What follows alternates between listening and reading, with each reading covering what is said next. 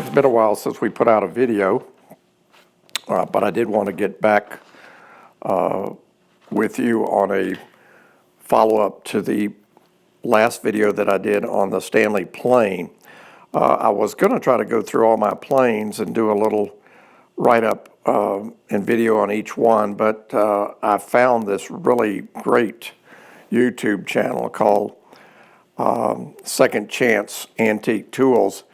And this gentleman does a wonderful job of covering the Stanley planes, and he does a lot of restoration of some of these planes, and you can follow him and learn a lot about what the history of some of the planes are, and what their value is, and if you have one of these, how you can refinish it.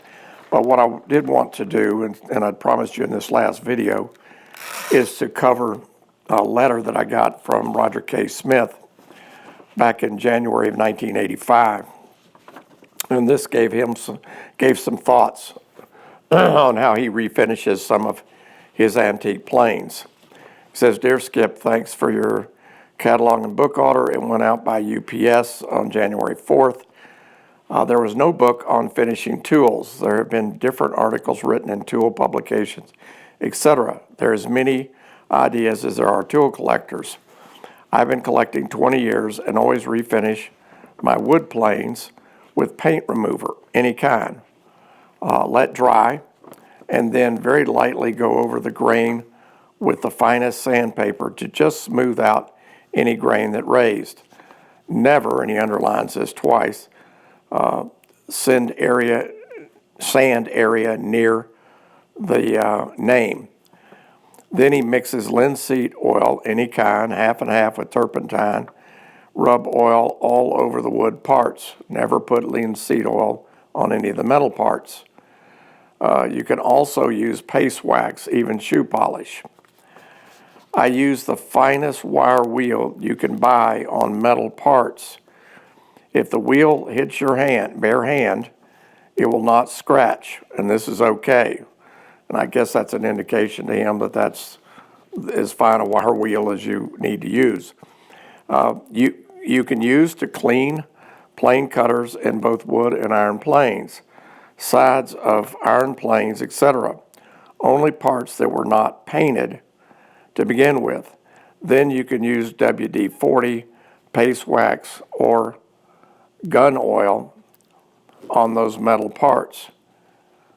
You can clean wood planes with soap and water to get out dirt. I do not repaint metal planes because it never looks the same as original. They bake the japanning in ovens, etc.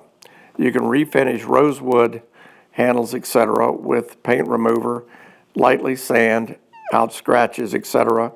with the grain. Use lacquer or paste wax on handles and knobs. You can use the same fine underlined wire brush, and I can't read this one too much, and something. Just take off the crud, but leave the patina. Hope this helps."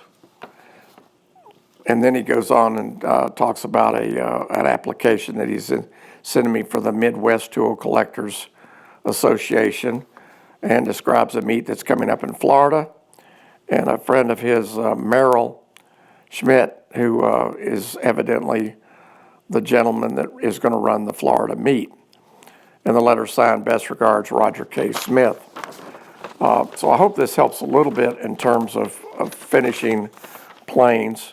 Most of the planes that I've gotten from Roger have come in as basically fine or very good condition and haven't required any kind of refinishing. I have bought planes at flea markets, though, that have needed finishing. Some of them have needed a lot of refinishing, and I've tried to follow his suggestions whenever I've done that. Let me talk a little bit about some of the projects that we've been working on since we put out our last video. We did have a grandchild that broke one of our Ottomans that we have in our TV room. and it wasn't really his fault.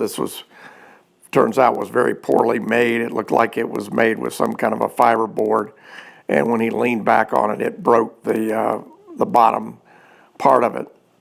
So I was able to take those pieces and trace them on a piece of Baltic birch plywood and cut out a duplicate of the part, sanded it, refinished it with a stain matching as closely as I could to the original Ottoman wood parts, and then put it back together, and it seems to be working fine. So that was a little project that we worked on.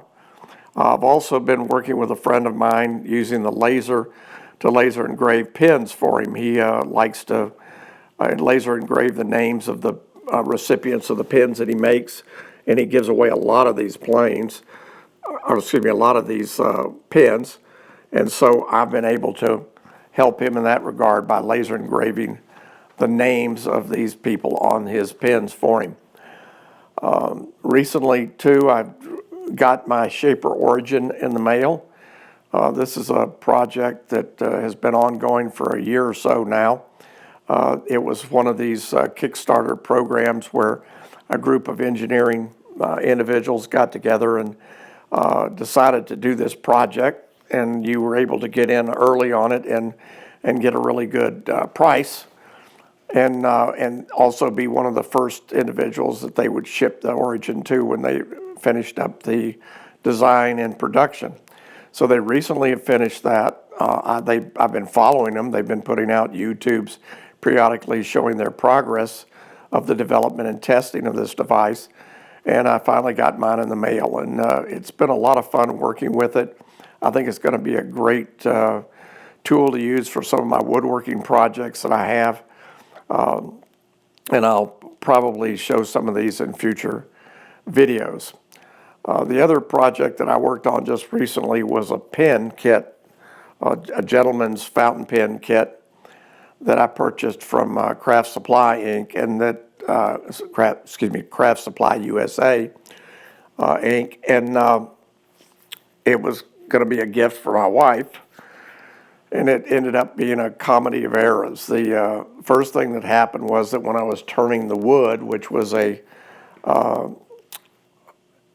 redwood burl, basically, the blank that I was using, and one half of the blank exploded on the lathe. And so then I was faced with the decision of stripping the wood off the other brass tube also and starting from scratch, or finding some contrasting wood to use. So I found a nice ambrosia that was a nice spalted piece of wood that was a good contrast to the redwood, and so I mounted that on the brass tube and turned it. And that worked out fine. No problem with that. And then I sat down to put the pen together. And what I didn't realize was that on the thinner barrel of the pen, that one end was wider than the other end. The bushings were such that when you turn the wood for that element of the pen, it would taper. And I didn't realize that. And I didn't read the instructions carefully enough to see that that was the case. So when I put the pen together, I put it together backwards. And so it tapered the wrong direction. So now when you look at the pen, it looks weird. It's got a coupling that doesn't line up evenly with the wood because it's reversed. And it was just, as I said, kind of a disaster. It writes very well, and my wife is happy with it right now. But I promised her that I would make another one for her sometime in the future, and this time I would do it right. So that's all for this video. We'll try to get another one out very soon. As I mentioned earlier, we may pick up on the Stanley planes and do some extra videos on that. But we've also got some projects coming up, some puzzle projects coming up that I think will be interesting, and we'll post those on YouTube when they're done.